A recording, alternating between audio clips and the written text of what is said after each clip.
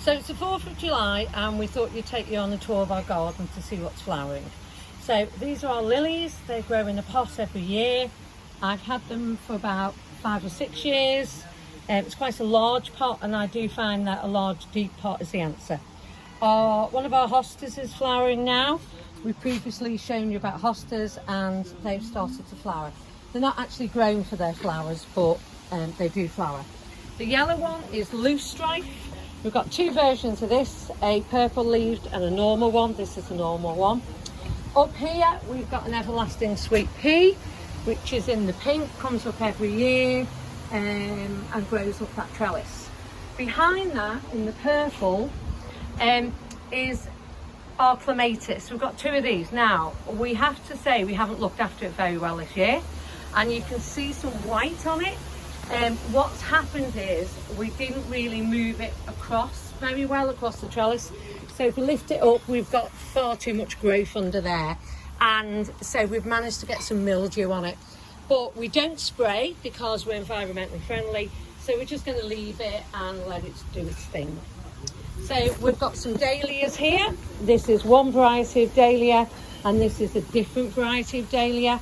And you might recognise this group of dahlias. We potted those up earlier in the year. This is a white rose. Again, you saw us prune that white rose earlier in the year, and as you can see, it's grown in a pot. This is a hebe, and it's just about to flower. It's actually got a bit out of shape and is leaning over, but it's grown like that, so we've just left it. Over there, again, we've got the white dahlia again. And then this is a hemerocalis, which is a type of lily. And again, we grow them in pots. We've tried them in the ground, but they didn't do very well. Our alliums are still flowering. This one has now gone over, and you've seen that earlier. But this is called Spirocephala, and this is a type of allium, and that's just come into flower. This purple is called Achillea, and we've got that in purple, and we've got it in yellow. So if you come over here, down here is a tall Bagia. Again, we grow this in a pot, comes back every year in that purple colour. If we come over here now, we've got, these are called Gaura. We've never grown them before, we've grown it in a pot and we grew it from seed. Next to that, we've got 2 things. We've got a daylily, and we've got some of them here and further up in the garden. And then this is something we planted earlier that's got pelargoniums in them, and that's the Desdraw, and you saw us plant that up. Next to that is our the other thing we planted up. We planted up some lavender, and as you can see, that's really grown. So as we go along the border, we'll come to the purple loosestrife, which is there. So it's purple leaf loosestrife, and behind that in the white is an oxeye daisy. Below us here, we had a lot of geraniums in May, and they've gone over, but we've cut them back and they've started to flower again.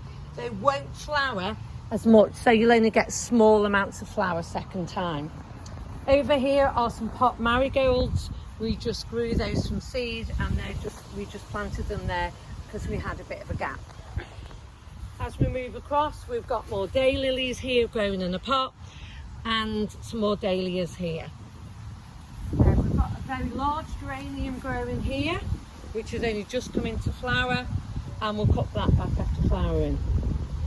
This is an evening primrose. This self-seed, so we didn't actually put it here, and we've got 3 of them that have appeared. They smell really nice in the evening. Behind that is an Astrantia, which is here. And then we've got something called a Lychnis. So that's there as well. But they're sort of stuck now behind there. This white stuff here is feverfew. This part of the border, because we've got really big trees behind us, is very dry. So we struggle a bit in this bit. So the feverfew does well though. And this is a white mallow here, and that's done quite well this year.